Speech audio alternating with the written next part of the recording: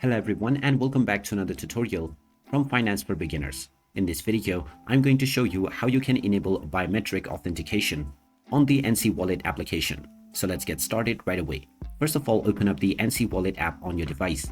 And after you have logged into your account, you will be taken into the wallet page. Now, if you wish to enable biometric verification, then tap on the menu icon at the top left corner, which will now take you into the menu page. From here, tap on Security. And then underneath Wallet Access, tap on Biometrics. Now you will be able to use your biometrics in place of either your PIN code, your two-factor authentication, or both. Enable whichever option you wish, and you will be asked to provide your fingerprint or your facial scan. As soon as you provide the biometric verification, you will be asked to enter your PIN code to verify. Once you enter your PIN code, the biometric will be enabled for your PIN right away. You can follow the same step for two-factor authentication as well. But to do this, you will need to enable two-factor authentication first.